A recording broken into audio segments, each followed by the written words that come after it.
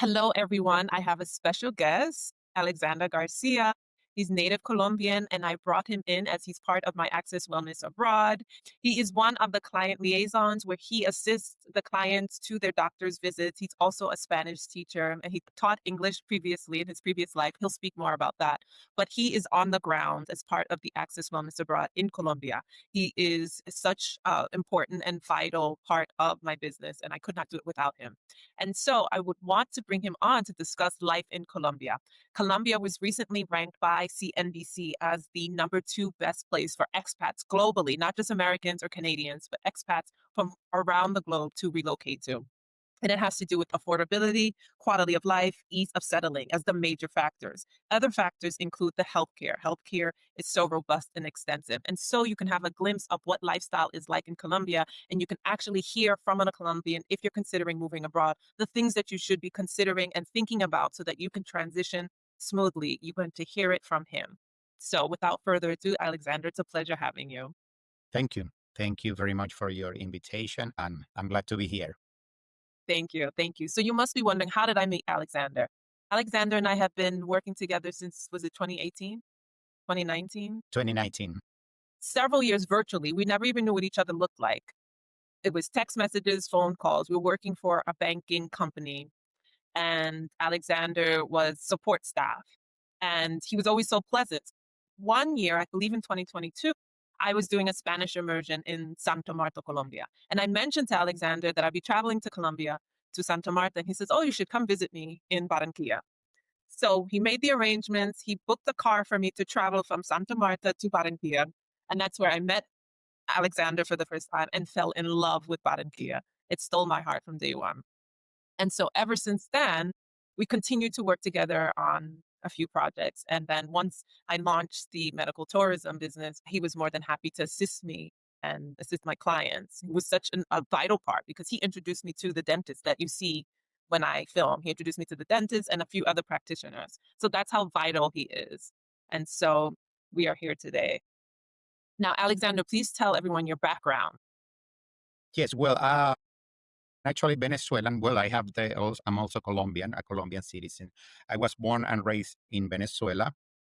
And in 2017, because of the situation, this migration that it's been happening for this last decade in Venezuela. I moved to Colombia, specifically first to Santa Marta, then to Barranquilla. And since I graduated in Venezuela as English teacher, I started here teaching English in schools, institutes, English, doing English courses and teaching in English courses. Then I met some people, some American people. I started working for some of them, doing translations. That's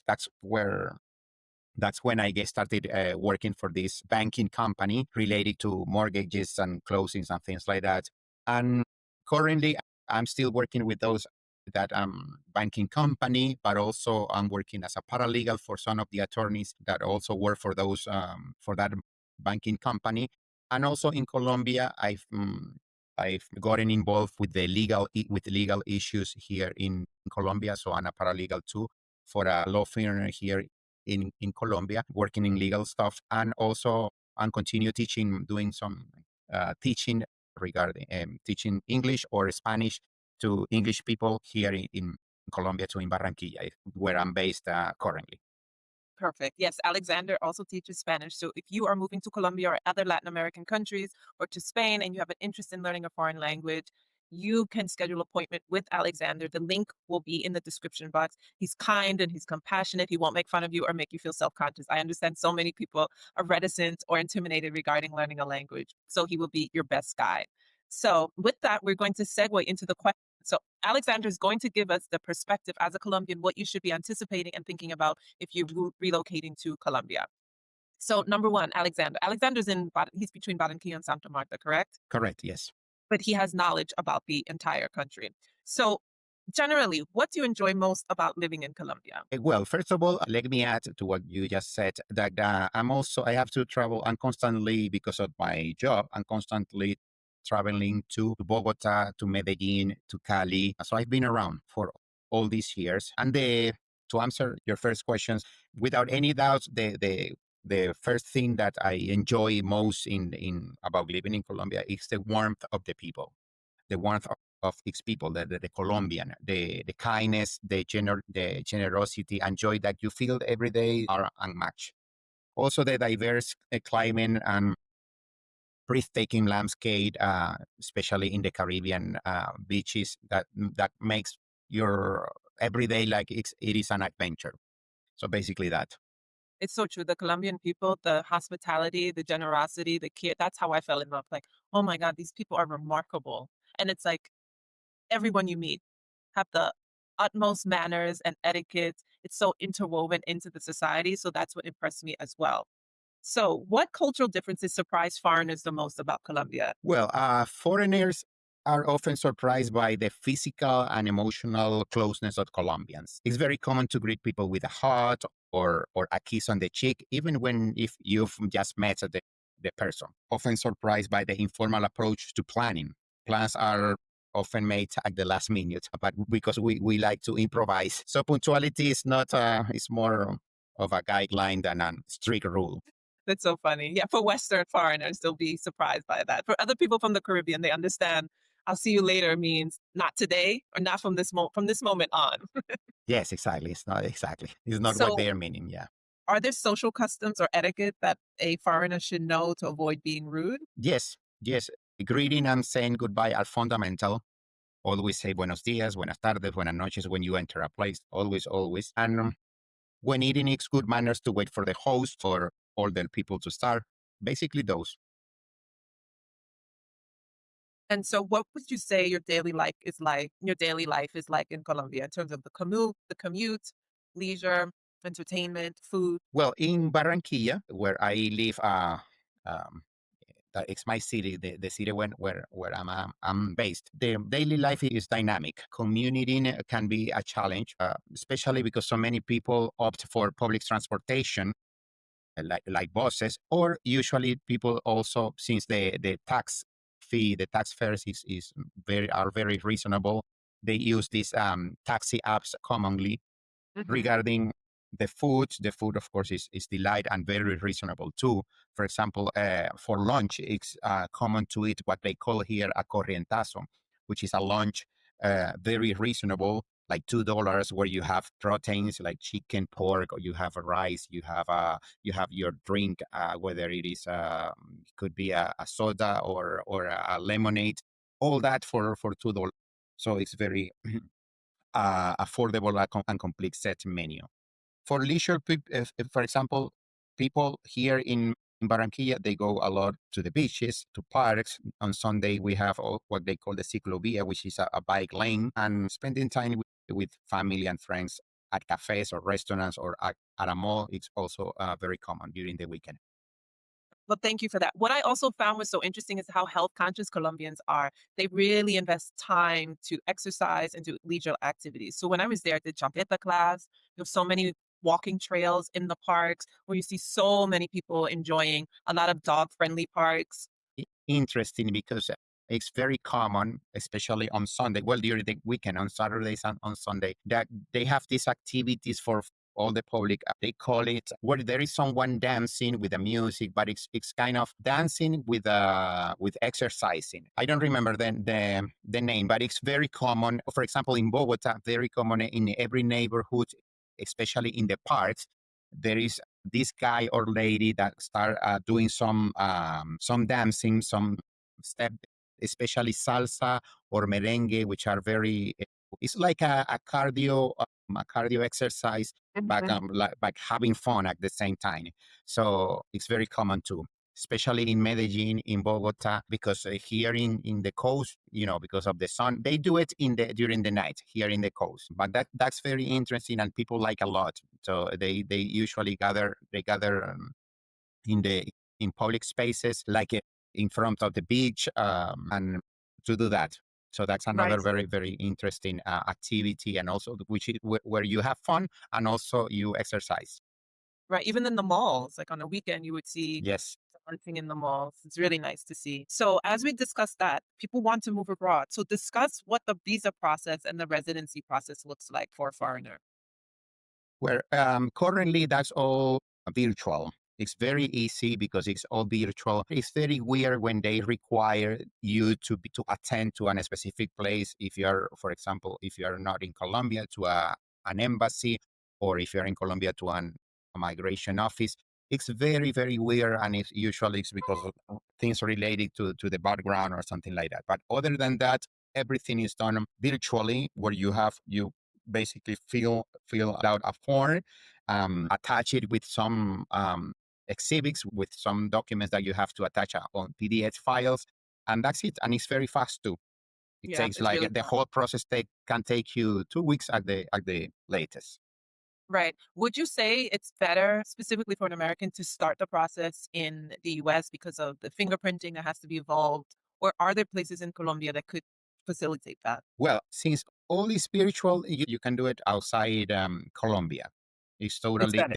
yes, and it's better. In Okay. terms of fingerprints, they don't ask you for. They ask you for some documents, apostille, where you have to provide your fingerprints, but for the apostille office in your country. Yeah, so it's better to do it in your home country because of the apostle that has to be due, which is where the Department of State certifies the documents, authenticates it, as well as Exactly, if you need to do FBI fingerprinting, depending on the type of visa, which we'll discuss, the exactly, option, then exactly. you want to do that stateside because Yes, it's you have to get that from Washington, DC, and the embassy, the American embassy in Colombia will not do that for you. exactly.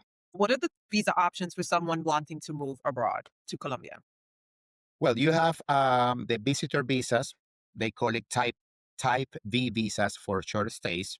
You have Mhm, also the migrant visas. They call it type M for those who ties for those with ties to the country, like marriage, investment, or a job. You have also the resident visas. They call it type R visa for those who have lived in Colombia for a long time with an M visa. The most common visas for foreigners who want to stay are the spouse of a Colombian national visa, the investor visa, the worker visa, and basically that. and there's also a medical tourism visa. Yes. For medical tourism, shorter stays are usually managed with an entry permit or a short stay visa, a visitor visa. Right. Okay. And as Alexandra mentioned, all of this is done virtually. Very rarely will appointments in person be required. So Exactly. now let's get to another fun topic. Because Alexander has lived in so many areas and traveled throughout Colombia extensively, he could speak on which neighborhoods are the safest and most comfortable for newcomers.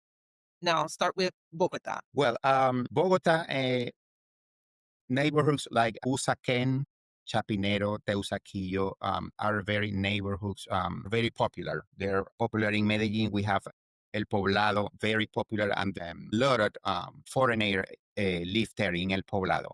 Actually, if you Hmm. go to El Poblado, for example, during the weekends, you see more foreigners than local people. Hmm. Full of a lot of people like to live there. And in Barranquilla, we have the Alto Prado, Rio Mar, the north part of the cities. In the major cities, the north part of the cities are the safest zones where you can live in those cities. The south, you have to be very careful because in the south part of these major cities, usually it's not that safe. So you have to be on the lookout. And talk about the security. The security is everywhere. It's such a society where the people are security conscious. So how is that interwoven in the daily lives of people as well? Well, in like everywhere else, you have always to be attentive. You have to be always attentive, especially when you are, like I said before, in the south part of the major cities in Colombia. But since the taxes are so affordable, everybody uses taxes with these apps because you can find very cheap prices, very reasonable prices with the taxes. So people usually use these taxi apps to move around the city, to run errands, and in Hmm. the malls is completely safe. When you are in the north part of the city, if you are in a park, it's completely safe. There is a lot of security in terms of all the buildings have their private security, and they also watch for the parks that are around those buildings. And also there is a lot of policemen, especially here in the coast, in cities like Barranquilla, Santa Marta, Cartagena, since they are very tourist cities because of the beaches. The mayor of these cities, they always provide a lot of police. presence of the police on the streets, on the parks, on the most crowded places, to make it, so the foreigners, they feel safe. So of course, and that not only affects positively the tourists, but also the people living there, because it makes it very safe. Right, and the security guards are armed. Yes, they are. Yes, and also in terms of the residency, the buildings have armed security in most of the buildings. You discussed that last week, right? In Bogota, it's a law that every major building has to have security. What about the other cities in terms of armed security?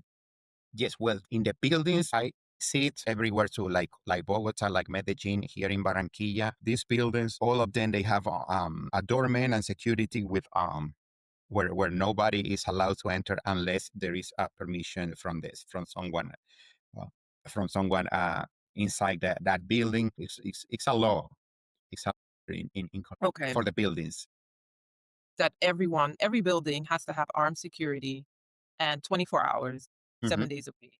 And no Exactly. one can enter. Delivery people, everyone has to be permitted. Delivery people really can't enter. They have to hand their delivery through the slot. Yes. They are not allowed to enter at all. The delivery people, they have to leave whatever they are going to leave with the doorman. Yes, that's a rule Right. also for the buildings. That's what I admired was that the society is so security conscious. Like everyone takes care of everyone. As a foreigner, if I had a question, I can ask the security guard or he will make sure I get a taxi to take me home. You're never left to your own devices. There's a conscientiousness that we take care of one another, and that's what was really remarkable.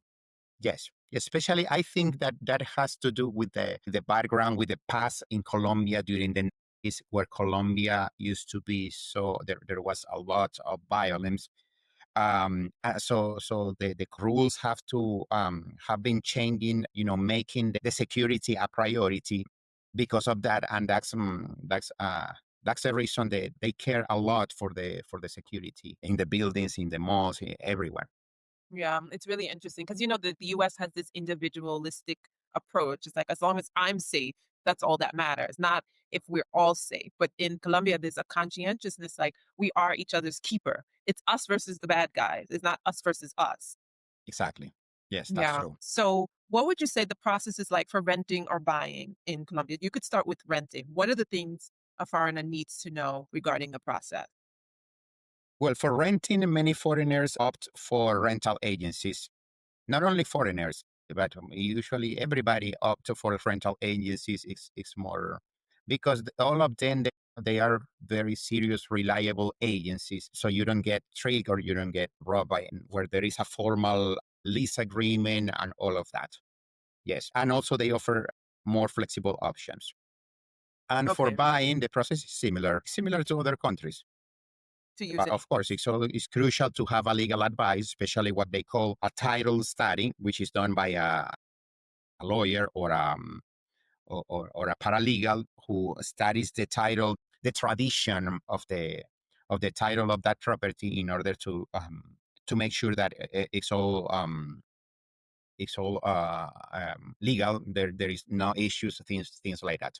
Regarding the transfer of ownership. So if a Mhm. person was renting, what about the lease agreements should be in alignment? Like the lease should be in Spanish and require Colombian pesos, not dollars. If it asks for dollars, that should be a red flag, correct? Exactly. Very important. It's forbidden to charge in dollars here in Colombia. And legally, the lease agreements, of course, they are in Spanish, but legally, if you are dealing with a foreigner person, it's required to be translated, and all that can be notarized. Also, the lease system here, the rental system here, it's under the supervision of the government. There are rules, like for example, you cannot be the increase when you are if you enter in a lease agreement for 1 year, then the next year the increase of that lease should be no more than 5%. Things like that. Well, they rule, they control all the rental process and the rental and the lease agreement. So the government controls the rents and regulates the rent. Exactly. Yes. See, America, it can be done. And in terms of the fees that a renter would pay, so there's the rent, That's documented, and then the administrative fees. So it's two amounts that American or foreigner would be paying that they want to know. It's not like anyone's trying to scam you. It's just customary to have the rent as well as the administrative fee.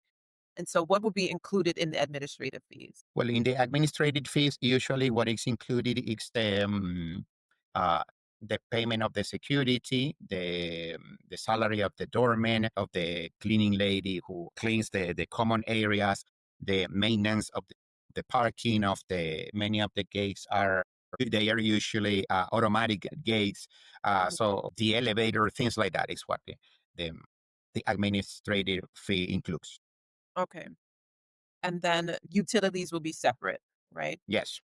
Okay. Usually, in terms of sometimes when they post it, the agencies post it or an independent private person post the ad that they are renting. Usually, they specify if in that fee that they are putting as the rental fee, the administrative fee is included or not included. What is never included is the utility fees. That's always separate.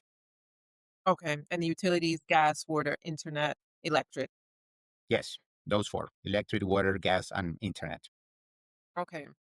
And so the major things a foreigner should know about signing a lease. Security deposits are common. How many months are required for the security deposit? That's common. Usually 1 or 2 months. 1 or 2 Okay. months. There is also the lowest uh, a maximum. I think it's 2 months, the maximum of the deposit. Really? Okay. What the lease should be in Spanish and in peso. Yes, yes, Okay. always in pesos.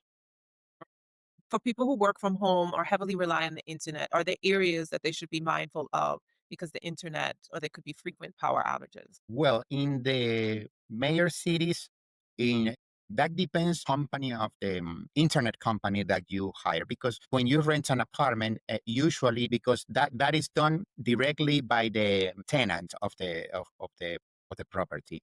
So when you rent an apartment, you have the first thing that you have before starting living there, you have to get an internet company. Basically, there are very good ones where the internet never goes off, that goes down, and there are others that are not that good. What you just have to make sure is that you hire a company, you contract a company like Tigo, like Claro. Those are the two most common internet companies where you have always connection all the time. And in terms of electric,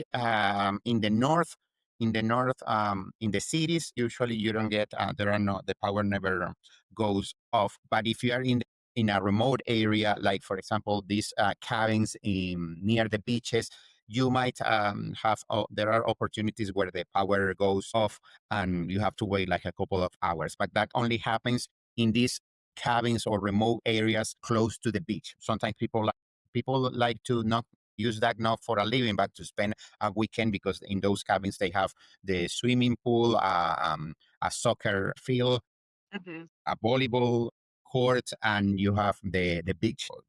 You have several options, so people used to rent those kind of places for the weekends.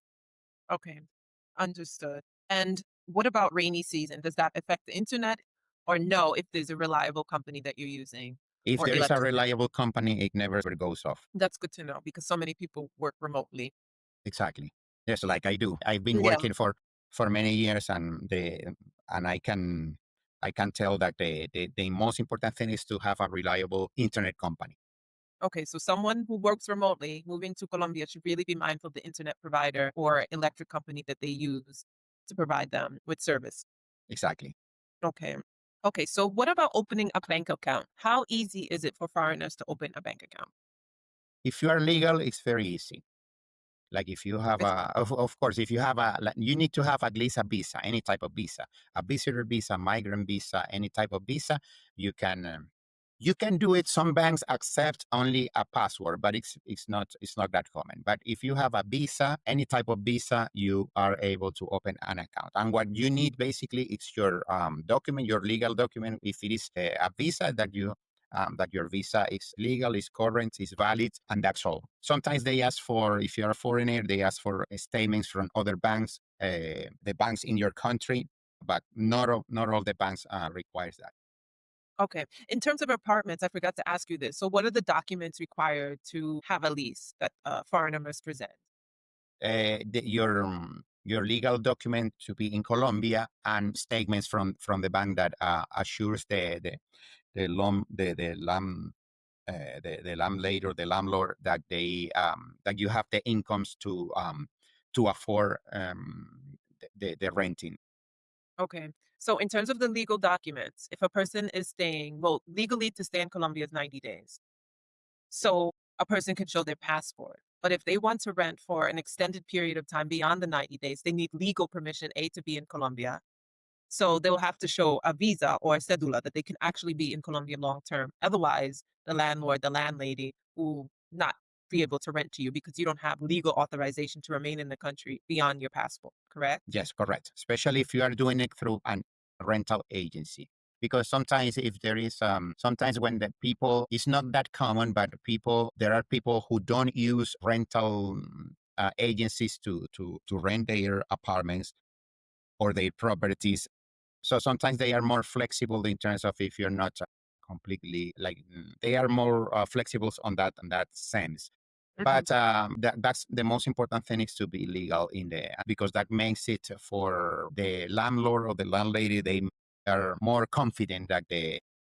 the process the rental process is going to be fine. So how do we're going to segue into back to daily life, I guess. So how do people typically pay for things? Is it cash, cards, apps? Depending of the if you are in a remote area, cash is used, but also the what they call here there are these apps like Sell, but in here they call it Neki da Vivienda. It's like Sell where you with your phone you can pay the it's an app where from your phone you can pay the like it's a wire or a transfer of money and it can be at any amount like Hmm. $1, $2, of course in pesos because it's never US dollar or any foreign currency but basically that, or if you're in restaurants or they have this machine where you can pay with debit cards, with credit cards, and international credit cards are always accepted. Okay. So in terms of making payments with the machines, these credit card machine, talk about not being a papaya, not a papaya. That a papaya first it's an expression where you have that means basically that you have to be attentive because like everywhere you have to be attentive of not being tricked especially because sometimes when they are people that want to take advantage of the fact that you don't especially when you don't speak the language and or you don't understand to try to trick you like for example putting in a machine a higher amount that it is supposed so you have to double check you have to check the machine the number that they put the amount of the money that they are charging in that they are putting in the machine and also double check the receipt when you get the receipt because you are always they are going to ask you always you want a receipt or not you always have to request the receipt so you check that what you pay is exactly what you consume. And what about not taking the machine somewhere else? That you don't give your credit card or your debit card to the salesperson, that you pay there. They bring the machine to you. Yes, always. Always they bring the machine to you. It's forbidden to ask you for your credit card and they take your credit card somewhere else. That never happens. It's forbidden here in any place, in any restaurant, any place. That's forbidden. So if someone does that, that's a red flag. Never accept that someone takes your credit card. They have to bring the machine where you are and let you see and show you the receipt, the amount that you're going to pay, and show you the machine, so you confirm that you are being charged what you are supposed to. Okay. And what are the customs regarding tipping and splitting the bills if you're out with friends? They usually include the 10% of tipping, especially in restaurants. Hmm. It's not mandatory, so they ask you first, you want to include the tip or not? So of course it's going to be very appreciated, but it's not mandatory. And that basically happens in the with the rest in the because somewhere else there is no the tip if is it's only if you want to give someone to the person who helped you or something like that. Sometimes people don't usually they don't do it. It's not like in other countries like the United States where I'm aware that you kind of a rule that you always have to tip. Here, no, it's not. You don't have to feel obligated to do it. It's always appreciated, but it's not mandatory at all. Okay. Okay. So, how important is Spanish fluency for daily life? Well, although there are in major cities, there are many people who speak English, you can find it's easy, it's relatively easy to find. People who speak English, of course, it's a very low level of English, but you need this. It's very good to have Spanish because when there is this language problem, communication issues, you are more susceptible of being tricked or robbed. So that's it's very important. Of course, you will feel more comfortable, you will feel more secure, more safe when you speak the language. So Mhm. it's fundamental for example, here in Colombia to learn Spanish. Okay. And are Colombians patient with foreigners learning Spanish? No, at all. Definitely. Absolutely. Yes. They think it's cute. Yes, exactly. So, what are some common phrases that someone should know before they land that they should get at least under their belt? Yes, when they call you, usually they refer to you in a very informal. Even though they are meeting you for the first time, they can call you. They are going to address to you in a very informal way. There are phrases like in the Medellin or Bogota, they can call you parcero or parce. In the coast, they can call you amigo, mani, llave, like key. Llave means friend, even though the correct translation of llave is a key. And they use also a la orden when you say thank you. They use a la orden. They respond a la orden. And it's or they call you. If you are walking, they say a la orden. It's a kind way to offer help. Yeah. Can I help you with anything? They are not going to say te puedo ayudar con algo. No, they are going to say a la orden. So you have to understand that that means, can I help you with something? And that papaya that we mentioned before, which is don't no des papaya, means that watch out, like be careful, no, don't be on the lookout. It's to not make yourself an easy target. Basically, that. Yeah, I love that. Another one very common is to estar amañado, which means to feel comfortable in a place. It's another expression very common here in Colombia. Que chévere too. Que chévere. Yes, that's nice. That's cool. It's que chévere. How do Colombians feel about foreigners moving there? Because in other countries, like in Spain or even in Portugal or in Mexico, there is like this what is it called again? When you move into a neighborhood and you change it and you increase the rents of everything. Yes. So how do Colombians feel about foreigners moving there? Is there curiosity? Is there reticence? Or is there excitement? People are very welcoming, sometimes curious, but most likely they are going to welcome you. They are going to be very nice, like they have met you since a long time. Very warm, like I said, with treating you like a person that where there is confidence, where there is informality, and happy people here in Colombia. They are happy that foreigners choose Colombia as their home. Right. Gentrification. Is there an anti-gentrification movement going on in Colombia that foreigners should be aware of? No, No, no, no, no, not at all. they Not at all. embrace foreigners. Yes, Okay. yes. What about if a foreigner had to deal with the local government? What should they be mindful of in terms of bureaucracy?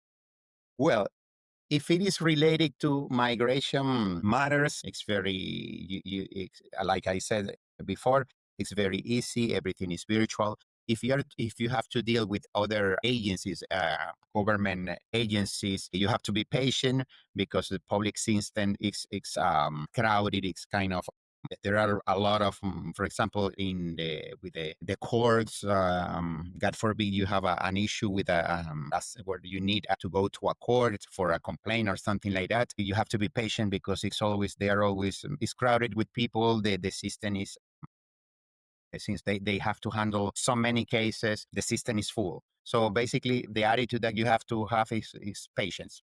Like with anywhere when you're dealing with the bureaucracy, Colombia's Exactly. bureaucracy is not unusual to the US. What Yes. about the healthcare? Speak about the healthcare systems that foreigners can consider and how it's developed.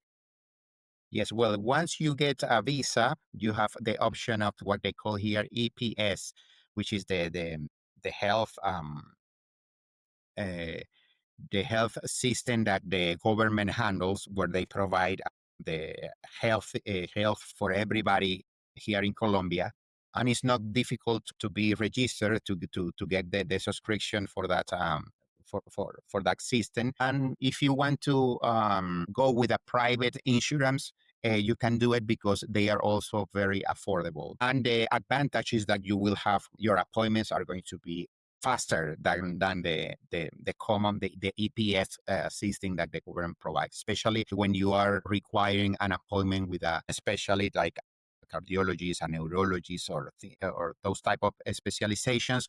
The appointment is going to be faster than the appointment in the EPS system. Okay. So a foreigner has the option of signing up for the public system as well as the private health insurance? Yes, both. Exactly. Okay. Or both. Yes. They could sign up for both. So the private gives you more flexibility and faster appointment time. So what would the payments be like for a foreigner from the lowest tier to the, I believe there's 3 levels. Is that correct? Like 3 levels. What do you mean I by think three levels? the public system has 3 levels of public health insurance, and that if someone wanted to purchase private health insurance, what would the payment be like? Oh, okay. Okay, I understand now what you're saying. In the private ones, you pay like 3,000 from 3,000 100,000 pesos monthly. It's Mhm. basically the fee, the amount of money that which is in Like dollars, like 75 US dollars. Yes, that's your monthly payment for a private insurance policy where, as I said, you have the advantage is that you have your appointments faster, and also not only the appointments with the doctors, but also the when you are going if you're going to an X-ray or a blood work or things like that, it's always faster than the EPS, and that's basically the fee. There are other insurance policies where you pay like 100, or 120 US dollars, but because they have more other advantages or other yes, advantages like the doctor can go to your house, you have those options like that, or okay, includes dental care, things like that. okay. So for the private insurance, just to clarify, 25 US would be the basic, but still really good private health insurance. Exactly. And then you could pay more depending on the add-ons, like if you need prenatal care, or if you want physicians to come to your home, or if you want to see specialists more frequently, you can pay more. The other Exactly. option is you also have the public health system, which is still really good, right? Yes. Yes, it's So good. it's still good. So that's also an option. So a foreigner can sign up for both, right? They don't exclude one or the other. If you're really concerned about your healthcare needs, Exactly. Yes, you can use both. because this is most attractive to foreigners, especially Americans, because you know the healthcare crisis and Exactly. health Yes. coverage is so expensive in the US, thousands of dollars a month people are paying.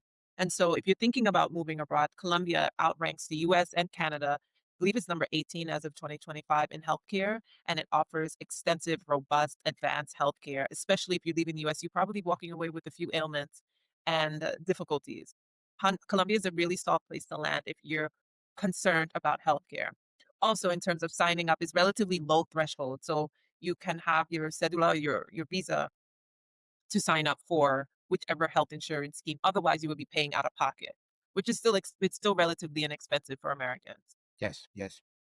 Is there anything else, Alexander, that you want anyone who is considering Colombia or who has settled on Colombia as their home that you would like to share to give them some comfort and support as they transition with moving to another country? Because you've done it, you moved from Venezuela to Colombia. So what would you like, what would your imparting words be? Well, I can tell you that from my experience, that Colombia has been is the best choice, and I highly recommend it because I have not only my experience here in Colombia, but I have I can compare my experience with other relatives that I have since because of the situation in Venezuela, the migration have been going on over all this lot and in the whole world. So Venezuelans are migrating or have migrated to other Latin American countries like Chile, like Peru, Uruguay, Argentina, and other people have migrated to the U.S. and other people have migrated to Mexico or to Europe. And getting the testimonies of those people. That's the reason why I have stayed here in Colombia, because there are always, because of relatives of friends that have been living in those countries, and comparing the system, comparing the living situation and all that's the reason why I have stayed here in Colombia. So I it's highly recommended, and from a person who has the authority to because, and the comparison with other with the experiences of other people. Yeah, thank you. Thank you. Thank you, Alexander. So, for anyone who's curious about relocating to Colombia as well as other countries, we do have Access Wellness Abroad. I do have a course where I built to walk you through the things that you need to be thinking about if you're moving abroad, the visa process and the requirements. Depending on your age, your visa process will be different and unique to other people. Like if you're in your 30s, it's different than someone who's of retirement age. So, you want to know that. And which countries have a relatively easy visa process? What about healthcare? Those sorts of things, renting an apartment, also tax compliance. So in the course, we walk you through all the things that you need to be thinking about so that you can have a smooth transition to your relocation abroad. Even if you have moved abroad, we have things in there for you too regarding tax compliance. Just because you left America does not mean you're done with America. America still requires you to be compliant regarding certain things, and you want to know that. So in the course, we give you the clarity of what you should be thinking about. We also have our language courses built in with Alexander. If you want to pick up Spanish, I highly encourage you to develop skill in another language. It makes transitioning so much easier. You can hit the ground running, and it's a extremely rewarding process to feel like, oh, I'm becoming acclimated to the culture, which can only be done through language because that is how we communicate as humans. So, if you want that sort of support, the link for the course as well as to have support moving abroad will be in the description box. And if you want to work with Alexander, his information will also be in the description box. So, thank you for your time, Alexander. Thank you as always. Let us know if you have any questions. Hopefully, we answered what you need to be thinking about if Colombia is on your radar. But if we left anything out, we will be more than happy to give you part two. And I will see you next time. Bye bye. Thank you.